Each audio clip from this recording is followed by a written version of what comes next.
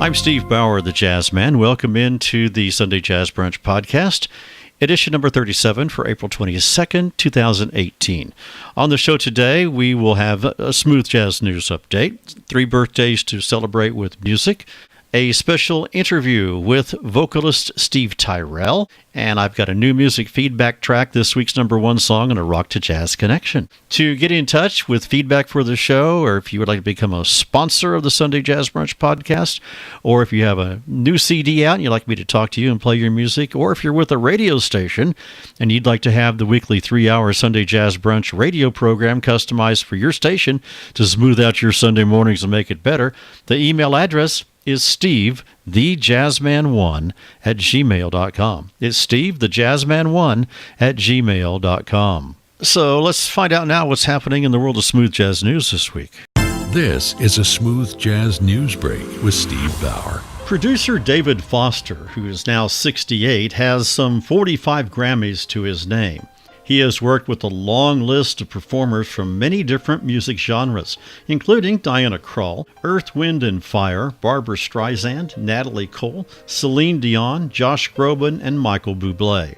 A couple of years ago, Foster said that he was done making music, feeling that he did not have any new ideas. But now he has rededicated himself to music and is working not only on a new Broadway musical, but also a new album for Michael Bublé. This is Foster and Bublé's first collaboration since they worked together back in 2011.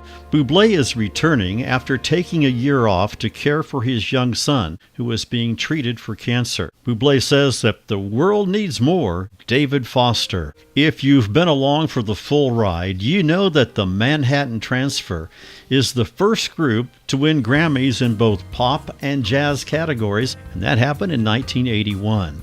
4 years later, their album titled Vocalist received 12 Grammy nominations, making it second only to Michael Jackson's Thriller album as the most nominated individual album for Grammys. Their sonically brilliant and innovative new collection is titled The Junction, and it finds the Transfer 4 decades in, celebrating musical legacies with fresh ideas and modern modalities. Inspired by their 1975 version of Glenn Miller's Tuxedo Junction, the new album, The Junction, ranges from creative covers with inventive customization to relevant originals that touch down on fictional characters. Some are saying that the foursome have arrived in a time when the world needs them more than ever. The Junction from the Manhattan Transfer is available in stores and online now. As we continue to celebrate April Jazz Appreciation Month, it was initiated by the Smithsonian National Museum of American History in 2001.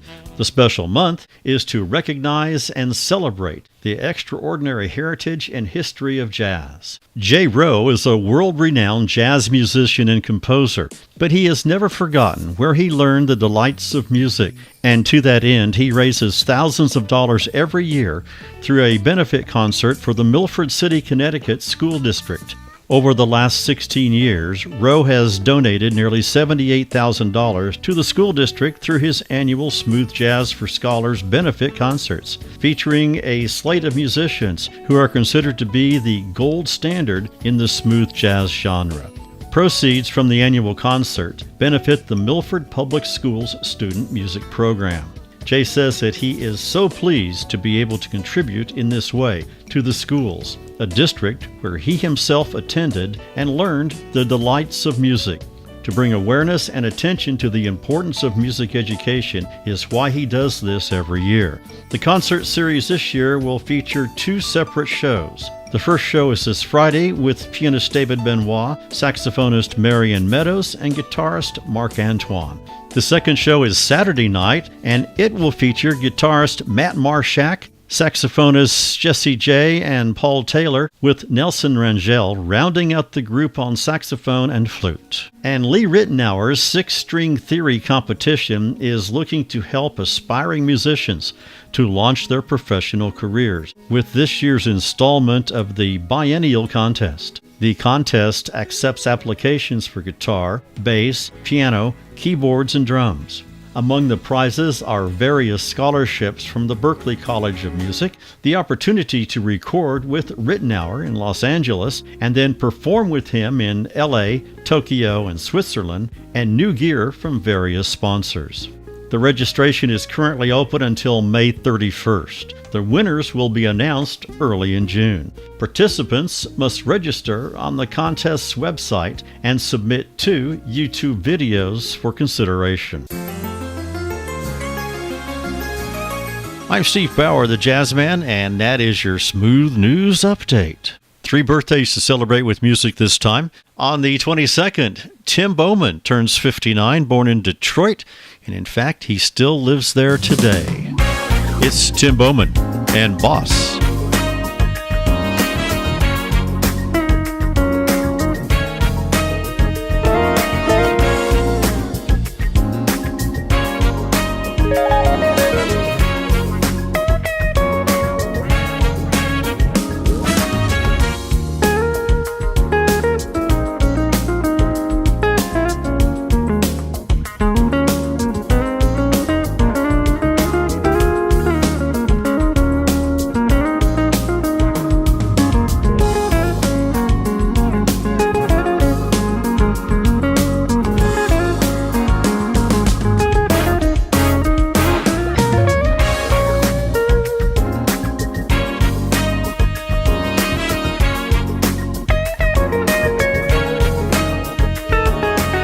And then on Wednesday, the 25th, it would have been birthday number 101 for Ella Fitzgerald, born in Newport News, Virginia.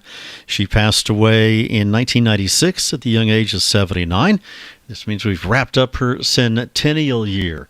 It's a song from Ella from her live CD, Live at Zardy's, and this is a really good CD. And I want to play one very special song. I'll just let Ella introduce it. I'd like to do one more request. And okay, Don, we're running over. We had a request from Mrs. Jenkins, Mrs. McCrae. Oh, boy, listen to me. To do I've Got a Crush on You. Please forgive me, will you? From the Gershwin album. Ella sings Gershwin. It's been out for 3 years. We all got it. I've got a crush on you, sweetie pie, all the day and night time. Hear me sigh. I never had the least notion that I could fall with so much emotion. Could you care for a cunning cottage we could share? And also on the 25th, Nestor Torres turned 61, born in Puerto Rico. Rhythm's Gonna Get You.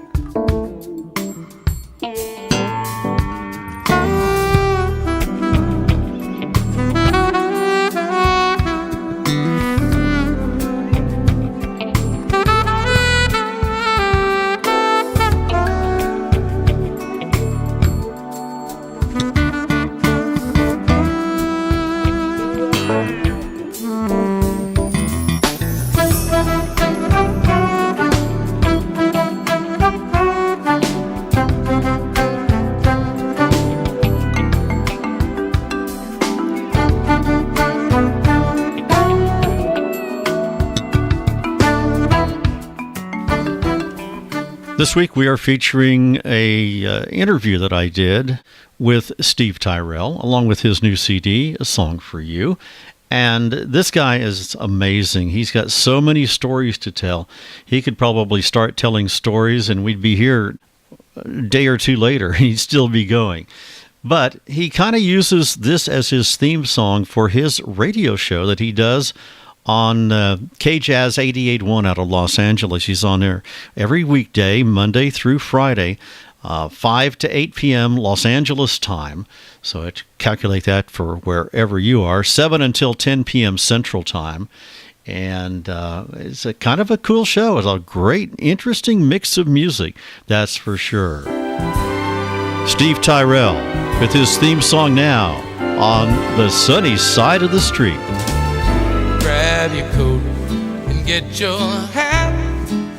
Leave your worries on the doorstep and just direct your feet to the sunny side of the street. Can't you hear the pitter-pat? Yeah, that happy tune is your step. Life can be so sweet on the sunny side of the street. Good morning and welcome into our Sunday Jazz Show. Hey, man, pleasure to be here. Sunny Side of the Street's a funny song for you to start with because it's got a great story, you know. That was tied. It was tied back to what, the Father of the Bride movie back in the Father of the 1991. Bride Part 2. It was in Father of the Bride Part 2. It was in the middle of the movie and then over the end credits when Steve Martin pushes his baby out into the, down the street.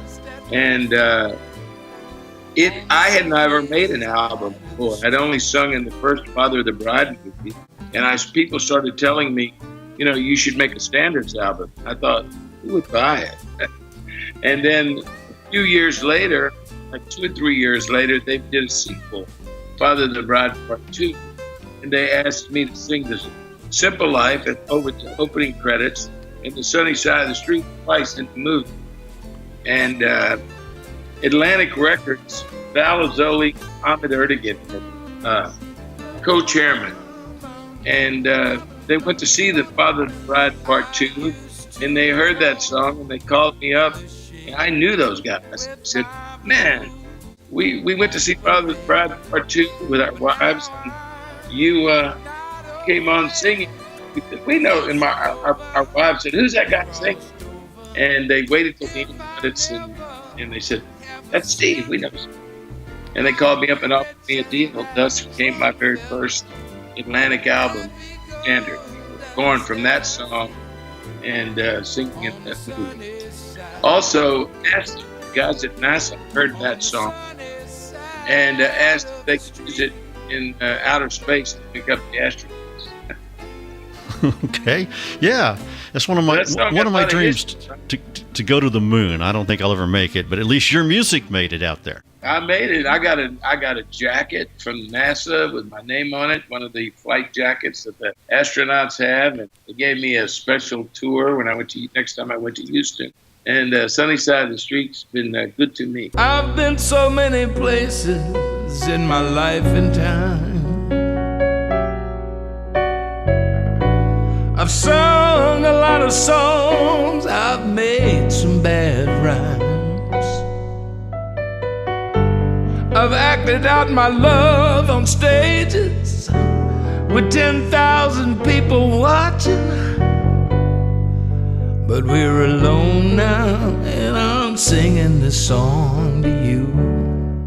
Your new CD is called A Song for You. It's gone to number 1 on the Billboard Jazz charts and is doing quite well. I'm really impressed with the music selection that you have on the new album.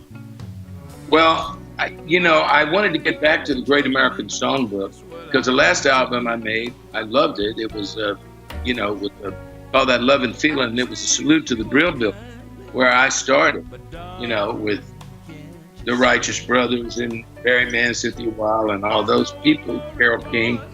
But I wanted to get back to love songs.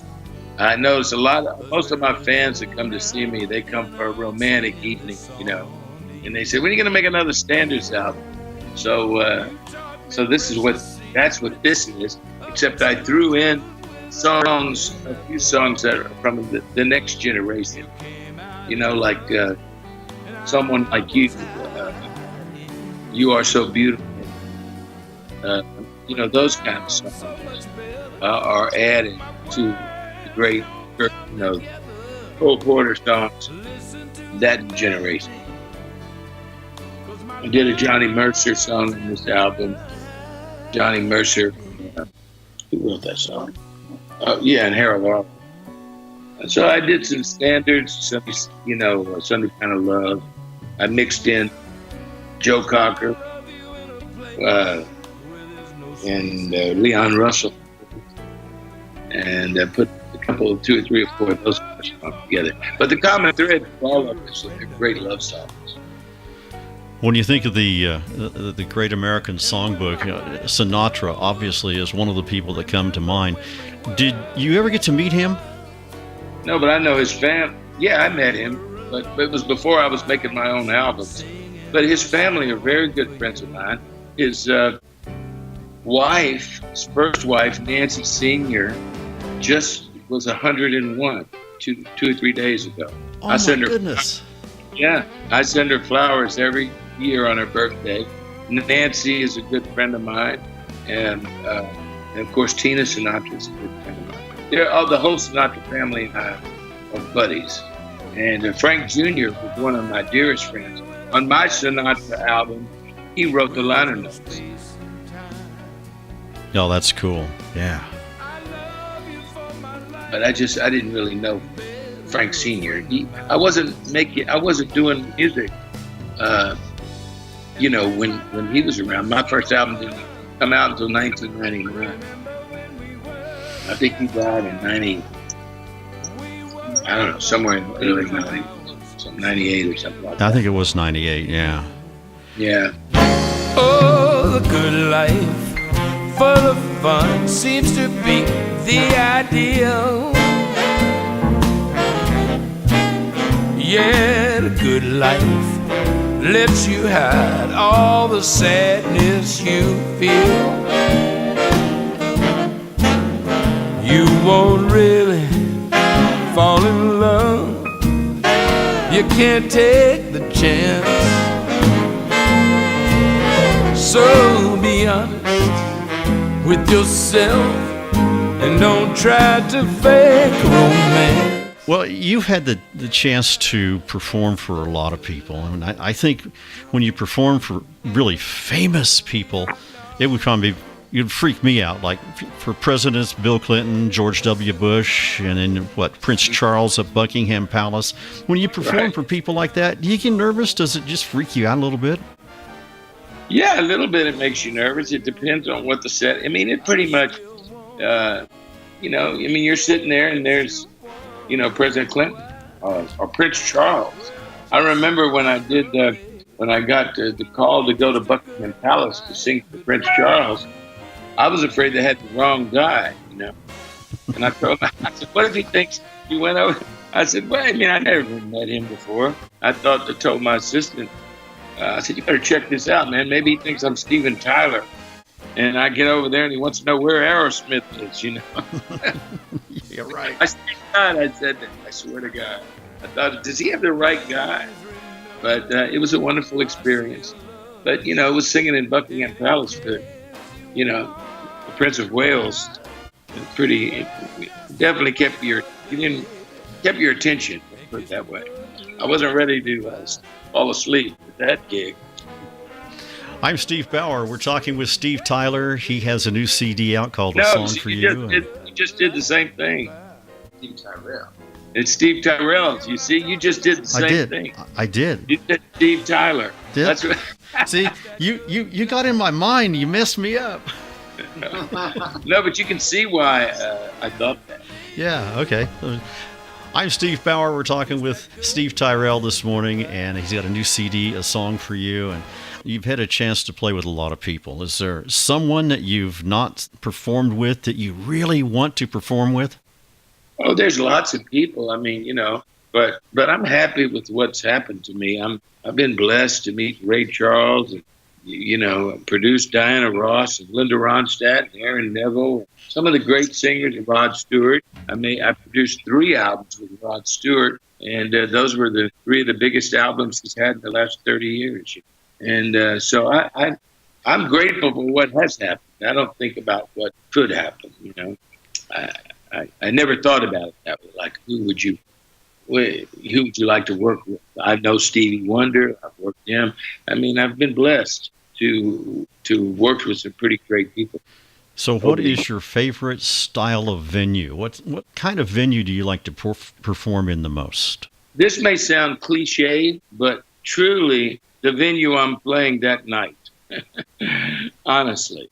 I mean, you want to be good that night. You want to, and it always changes. You want, the band and you to be in sync, and every night's different situation. And sometimes you're playing a small club, for 150 people. Sometimes you're playing the Hollywood Bowl for 20,000 people, and they're all special. I would say that what you're doing makes you the most nervous. Like I played the Hollywood Bowl for Frank Sinatra when they inducted him into the Hollywood Bowl Hall of Fame. His family asked me and Quincy Jones to go and do a couple of songs, and Frank Jr. sang a couple of songs that night. And that was, I must say, slightly nerve-wracking. But it went great. It went over great. When it came down to making the music, selecting the songs for your new album, was it hard to get down to that 10, 11, 12 tracks, whatever you had to come up with?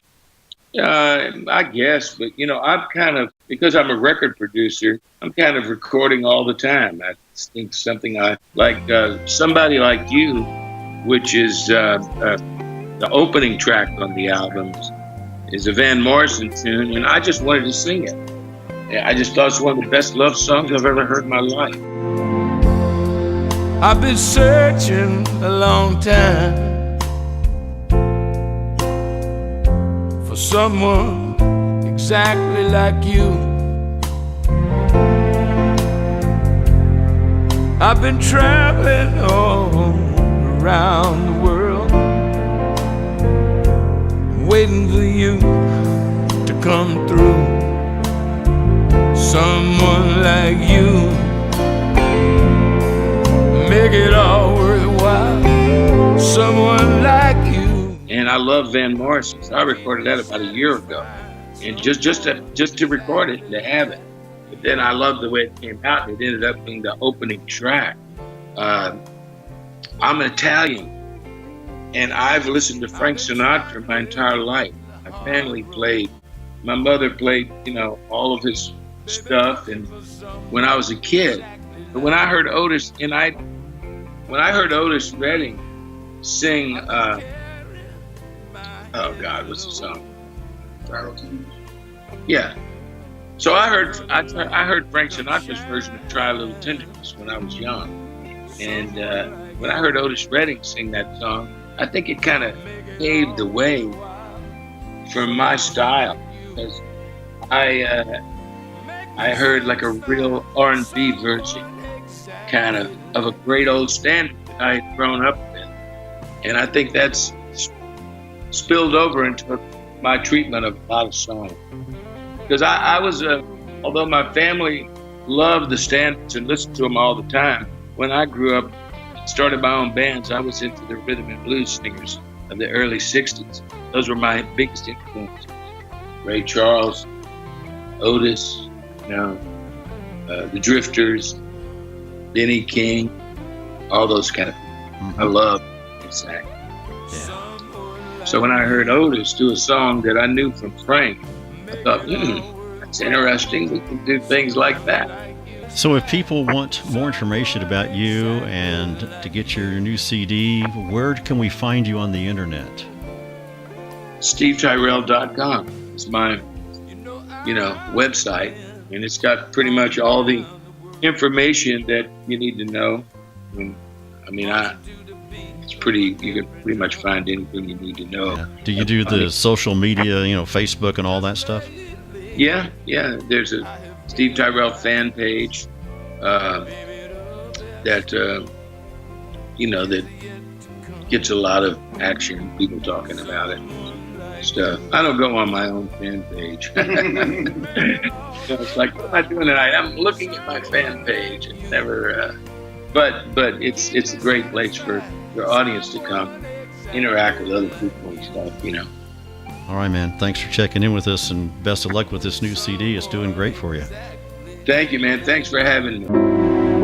Steve Tyrell. Again, his new CD is A Song for You. Oh, she may be weary. Young girls, they do get weary, wearing that same old shabby dress. But when she gets weary, try a little tenderness.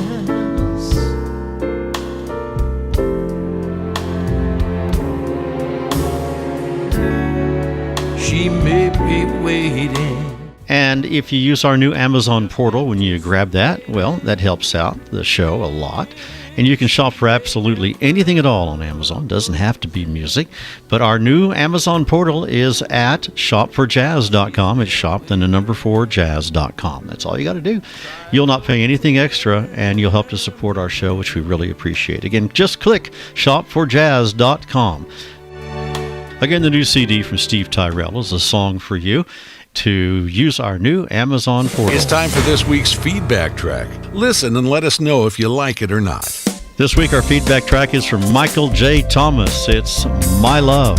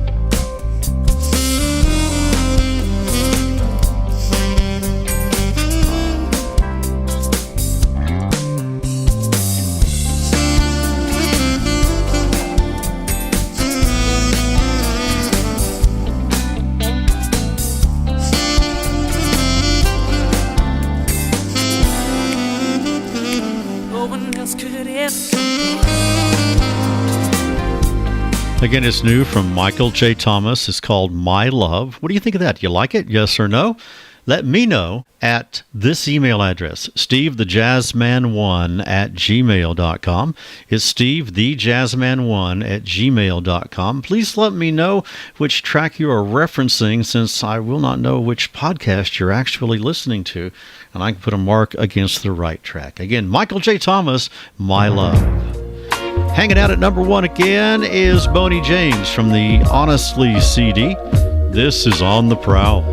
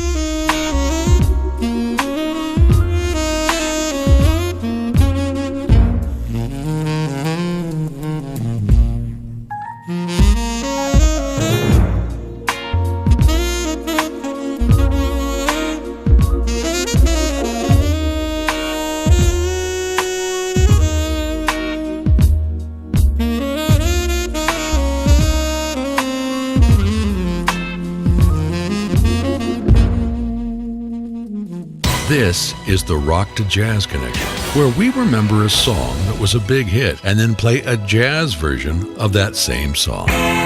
This week we're going back to 1968. The song in the connection this week is Love on a Two-Way Street. We remember with The Moments.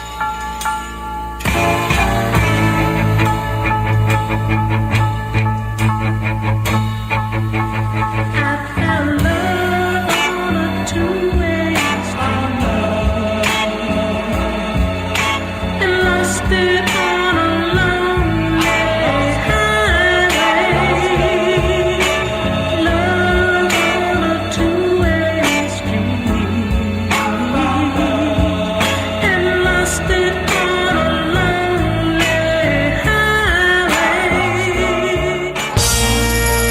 Let's connect the song to jazz. To do so, we call on a new one here from Kenny Polson, Love on a Two-Way Street.